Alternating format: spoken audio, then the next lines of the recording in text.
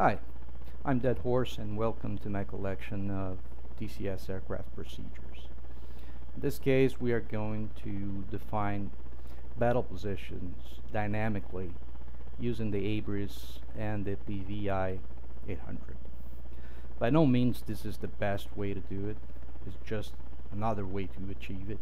If you are like me and you are interested in immersion, this is a way to take advantage of some overlooked features that are really cool with this helicopter. So enjoy. I'll be right with you.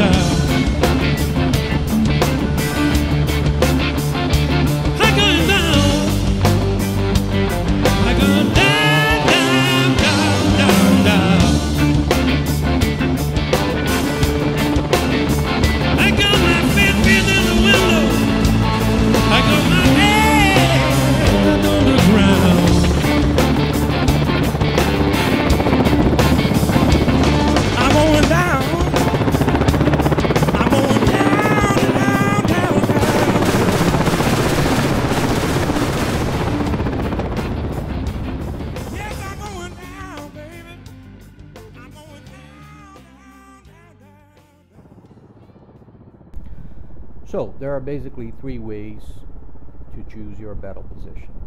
One is on the mission editor as a planning phase.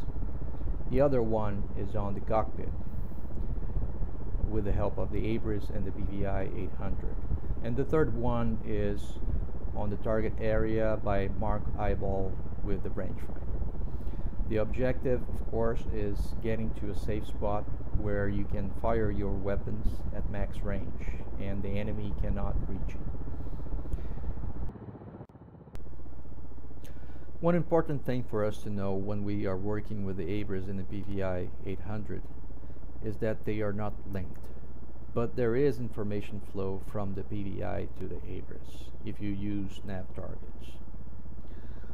So basically, the first thing we are going to do is we are going to set the coordinates format to decimal in order to make it easier for us to punch in on the PVI the coordinates we search on the Abris. So coming to menu, setup,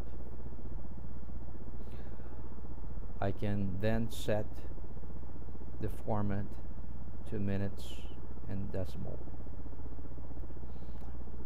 Coming back to the map, my main mission is actually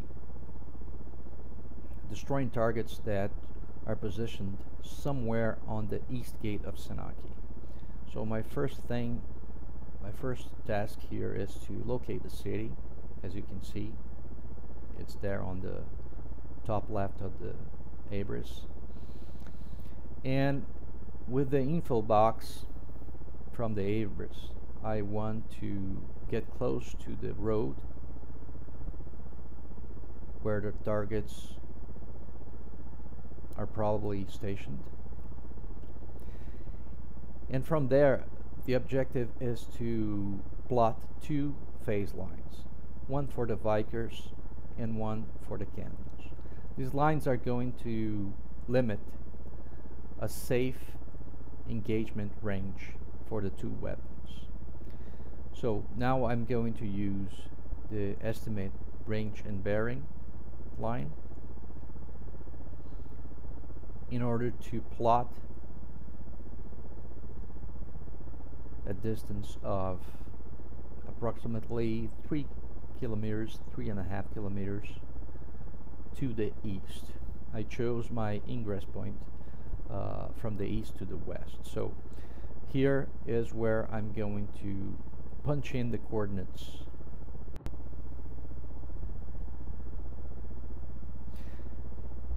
You'll be able to see that once I have the coordinates set up on a PVI, 800 and I set it to operational mode again, we are going to be able to see the target, the navigation target on the Abris. This is going to be really useful for us because it's the base for my phase line. Now, going back to the menu on the plan sub page,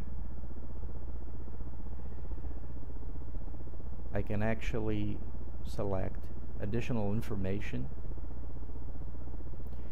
and I'll have a box that allows me to mark points or draw lines on the Abris wherever I want.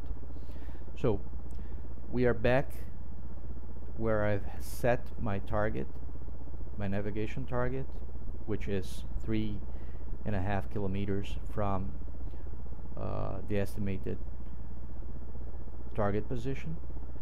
And what I'm going to do is I place the box over the target, the navigation target I just marked. I'm going up and I'm going to draw a vertical line crossing the navigational target I just marked, 3.5 kilometers of my real targets. So basically what this gives me is, if I stay east of that line I just draw, I am within the engagement range for the cannon, but I should be safe from infantry fire, for example. What we are going to do now is we are going to draw a second line east of that first line that is going to mark us the position, the range, the safe range for the Vikers. Okay, so I'm using the estimated range and bearing directly here. I don't need to use the info feature for this. I marked the first position where the targets are expected to be, and now I move it to a little more than 7 kilometers, which should be a good range to engage with the Vikers. The same way I did with the first phase line for the cannon engagement, I'm going to do a second set of coordinates marking another navigation target point,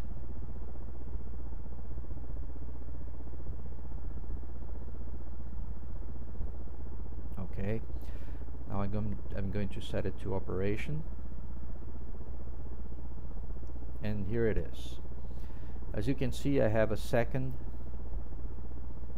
navigation target now, and I'm going to draw a second line crossing that navigation target, which is going to give me a phase line, a safe engagement range for the Vikers. So coming back to the second target position, zooming in here to get it closer.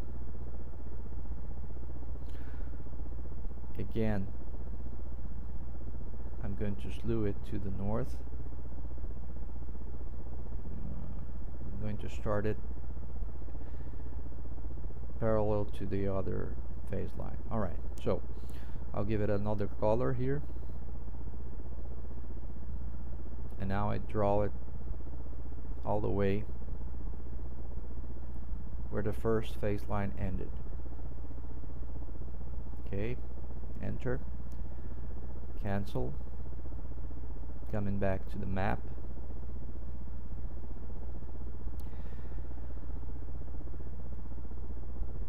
Alright, so if we take a look now at the engagement area, we have, I'm going to use the info box to get there. We have now two phase lines. So if I stay east of the blue line, I'm close to the engagement range for the Vikers. If I stay east of the red line, close to it, I'm close to the engagement range for the cannons. Another important thing for us to see here is that I can use the info box to search for a good battle position here. As you know, the info box gives me the altitude, for example, the altitude information about where the cursor is located. So if I want to, let's say, choose a spot between two hills, I could use it slewing the cursor box for the information on the map along those lines and choose a good spot between two hills, for example. I can also use plane features of the map. For example, I can see that I will probably be able to hide behind buildings close to that second navigation target I chose for the Vikers engagement. What I'm doing now is I'm actually plotting. I should be doing this first actually, but I'm plotting the third navigational target for the area where the enemy is expected to be. So I basically have 3 navigational targets, one for the Vikers engagement range, one for the cannons engagement range, and one for the actual target. I can of course update those positions, the 3 nav positions, whenever I see fit to better reflect my chosen battle positions. This improves your situation awareness. Okay, I hope you liked this video, and feel free to ask me any questions. For basic procedures used on this video, please refer to DCS default training. It's the best source. We are going to discuss in the next episodes things like going into the battle position, reducing your workload as a pilot with voice activation software, and other cool stuff. See ya.